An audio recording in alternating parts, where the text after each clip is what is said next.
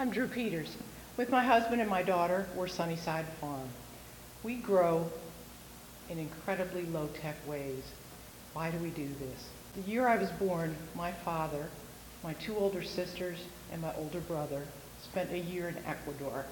My father was a herpetologist, the study of reptiles and amphibians. My brother found a frog that was named after him, Atelopus arthuri. Within the next 10 years, my father found a frog that eventually was named after him, Atelopus petersi. In my lifetime, both frogs are extinct. We grow a variety of things on our farm: cattle, pork, chickens, turkeys, egg layers, vegetables, cut flowers. We do it all in low-tech ways. We do it all with mobile pens so that things are out on grass. Right now they're out on snow. I took these pictures a little more than a week ago. It looks completely different now. Years ago, my husband said to me, "We're buying this expensive chicken that still tastes like what came out of the back end of the bird. We have to do better." His mother had a 4th grade education, but always kept chickens everywhere they lived. So we started to grow chickens. They were so much better that we decided that we needed to expand. We used leased land for years, and then eventually we ended up on the property where we are now in northern York County. At the same time, just before we moved here, I was working as the editor of geology and an oceanography for Prentice Hall, college-level textbooks. I spent my days with people who were experts in climate change, what the effect that humans have on the earth.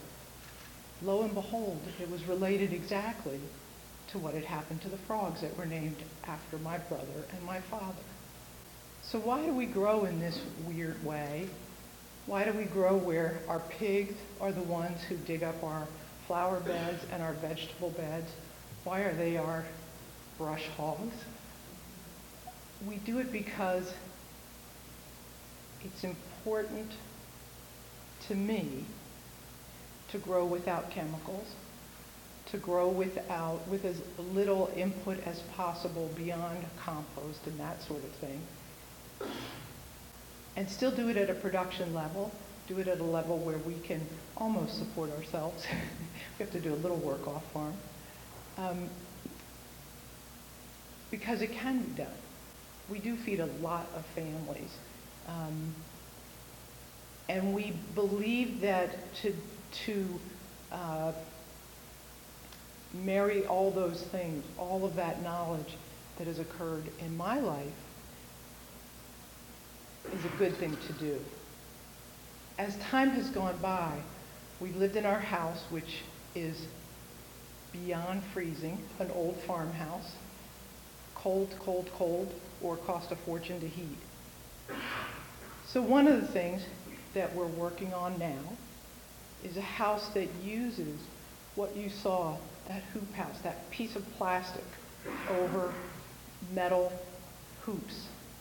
Heats up to 80, 100 degrees in the daytime when the sun's out. We'll be in there working and we can hear our heat running in our house, costing us a small fortune. So how do we marry those two? What is the craft that we need to do to make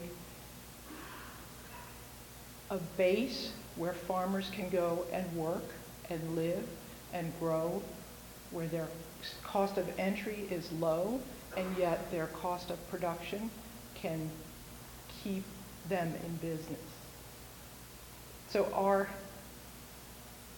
latest methodology that we do not have yet, but we're in the process of making happen, is a house that will be super insulated, have simple solar methodologies. It will have heat that comes from the hoop house extracted by a solar fan that brings it in during the day, but then it doesn't escape all night and day. It's been We meet with many farmers. We do much outreach and many visitors to the farm. And it's always astonishing how many people say, but I can't do this. It costs so much money to farm. My life is too expensive. I have too much debt. We also have people who visit us who have issues, veterans who suffer from PTSD, that when they're told you have to be at work at this time every day, they can't do it. It doesn't mean they're not capable of working. It just means they can't do that kind of work. How do we support them? How do we make it possible that they can be contributing members of society? This is our latest craft. That's a scale model of what the house will be.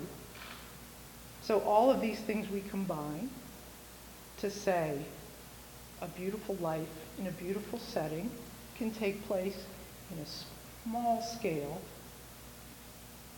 800, 900 square foot house with a hoop house attached to it that you can afford to live in, that you can afford to have a life that is your life, your schedule. That's our craft. This is my information if you want to talk to me, but that's our craft, is the craft of food, a life that you enjoy and that brings you pleasure. Thank you.